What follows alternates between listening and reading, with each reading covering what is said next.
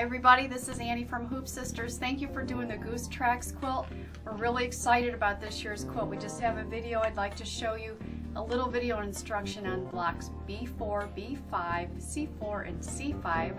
And I just want to show you, I've got all my fabric over here all ready to go. And I'm just going to quickly give it a little spray starch. And what I have here is I have fabric 1, which is over here. This is my background fabric, and I have two 12-inch squares of that. And then here I have my green and my blue is my fabric 2 and my fabric 3. And I have two 9-inch of each of those. And then I also have two 4-inch. Two 4-inch of fabric 2 and two 4-inch of fabric 3. So the other item that I needed also was the battleizer, which here's my roll of battleizer, and I've already cut a square of it. And what I'm going to do now that I have that press is I'm going to take my battleizer. I have it cut large enough to fit in my hoop, so I'm going to hoop it, and then we get to take it to the machine to sew. I'll see you in a few minutes. Okay, we're here at the machine, and now I have chosen my fabric. I actually have fabric that matches each of the fabric 2 and the fabric 3. So we have the green that matches fabric 2 and my blue that matches my fabric 3. I have a couple contrasting fabrics that matches my background fabric, which is number 1, and I have a bobbin wound for each one. I also have a water-soluble thread that we're going to use too. Okay, the first step was to take the hoop and put it on the machine, and I just had a regular sewing thread in the needle, and we have stitched out the pattern or the outline of this design. Okay, I have put water-soluble thread in the needle, and we have our pattern stitched out. So now I'm going to lay my fabric 1 just like this, and just enough so it covers maybe a 1/2 inch on both the top and the right hand sides. And now we're going to go ahead and we're going to let the machine stitch the tack down stitch for fabric 1.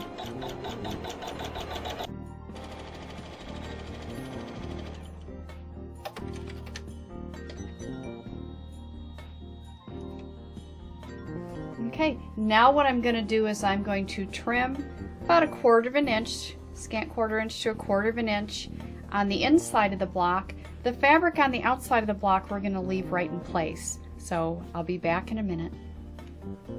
Okay, here I have trimmed the fabric 1. So there you can see about how wide you need to trim that. Since we made this piece of fabric 12 inches square, the reason we did that was so that you could, on the next block, turn it around and do the same thing. That way it's less fabric waste that way. Okay, the next step that we're going to do is step number 3, and in step number 3 it calls for contrasting thread that contrasts to your number 1 fabric, and it's lettered A. So the pink is going to be my choice for my contrasting thread A, and you can see this is where it stitches it.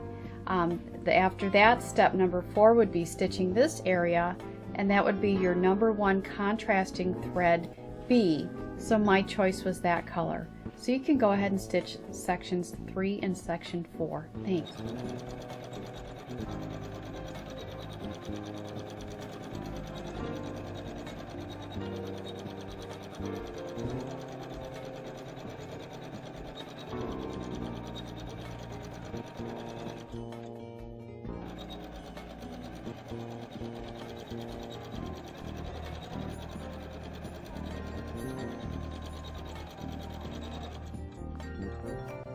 Okay, our next step is you're going to take your water-soluble thread and you're going to put that in the needle.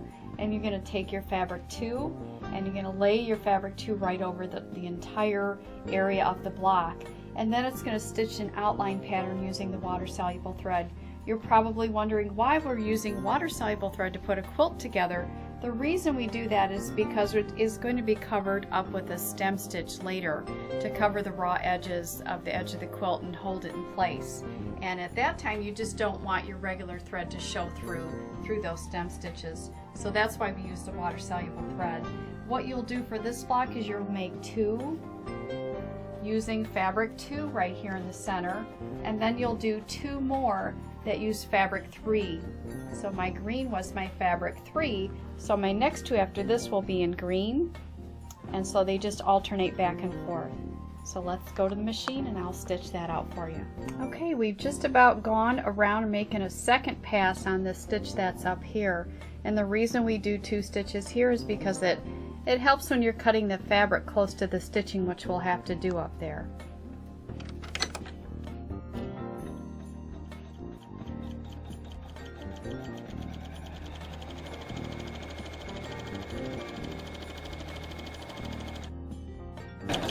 Now it's time to trim. Okay, I've already trimmed up here real close to the stitching.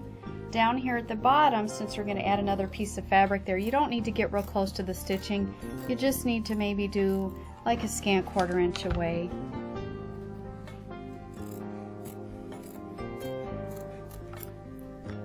Okay, step number 6 is we're going to put our 3M thread in the machine. 3M means that it's going to match our fabric 3.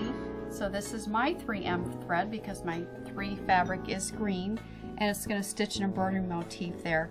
Here you can see the finished one on another block, and that's what it's going to look like. Now when you go to do your alternating blocks, where you're going to have your fabric 3 here instead of fabric 2, you're then going to use your 2M fabric.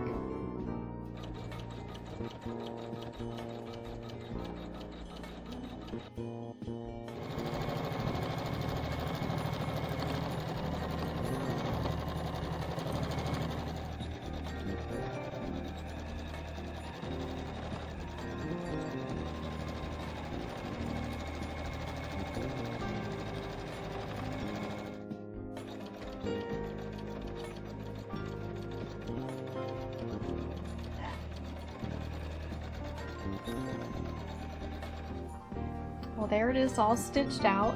One thing you'll want to do is on your instructions for step number 6, you're going to want to write down the thread color that you used here, because you will be using it in step number 13.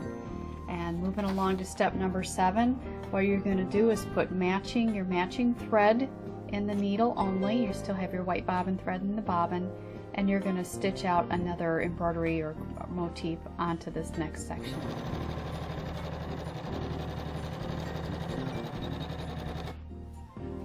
Well, that took a little while to get there, but it is beautiful. I think you'd agree.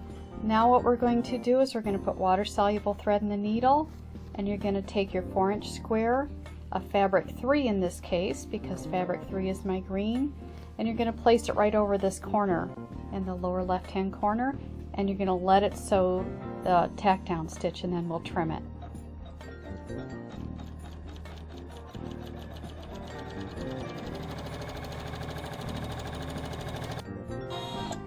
And now you're going to take your scissors and you're going to trim right up to the stitching where it did the double line of stitching inside the block. Now that the machine has stitched the tack down using the water-soluble thread, that's when we're going to take your scissors and you're going to trim right up close to the stitching on the inside of the block. And I'm using the hoop scissors, and this is an offset handle scissors. It has a straight flat blade that's great for cutting fabric, and it also has a nice point to it so you can get nice and close in areas like this. So there it is, all trimmed. We're going to leave these outside edges just like they are, and now we're going to put 1C-B thread in there, which is a thread that contrasts with fabric number 1, and there's an A and a B, so this is my B selection. We're going to put that in the needle only, and it's going to stitch out this section right here.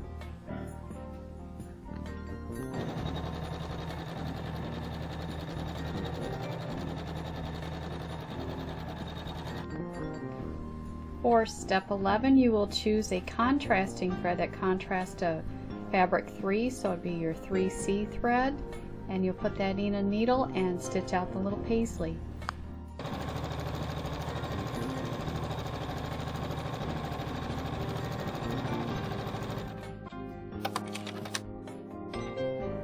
Now that we have our paisley stitched, what we're going to do is we're going to put our backing fabric on the back of the hoop.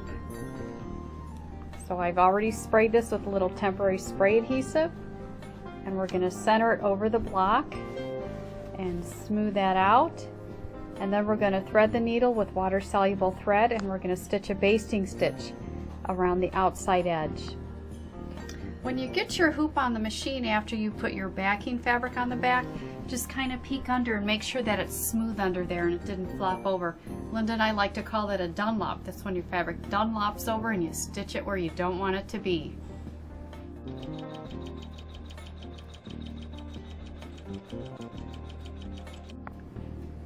Okay, let's hope for no Dunlops. Woo! Now that we have our backing fabric on the back of the hoop, and I don't have any Dunlops, so that's a wonderful thing. What we're going to do now is we're going to take our thread, the same thread that we used in step number 6, and we're going to put that in the needle and the bobbin. Anything you see from here on out, because we have the backing fabric on there, anything that you have in the needle, you're going to match the bobbin thread to it because you're going to be able to see it on the back of your quilt. And we're going to go, your instructions say to use the same thread that we used in step number 6, which we wrote down on that line, and it's my 5531 for 2 of my blocks. So this is the thread I'll put in my needle and the bobbin, then we'll stitch it out. Now that we have the backing fabric on the back of the hoop and we're going to start doing some of the quilting stitches, they will show up on the back of your block. So one of the things you need to make sure is that if you have a machine that has an automatic thread cutting option, you need to turn that option off because sometimes those options will cause a bird's nest or some knots on the back of your block. So that would be one tip for a neat, clean block. Another one would be to, as you're getting ready to sew each section, to maybe do a needle down and a needle up and bring your bobbin thread to the top. And by bringing your bobbin thread to the top and allowing it to do a couple stitches and then trimming the threads from the top, you won't have that mess on the back.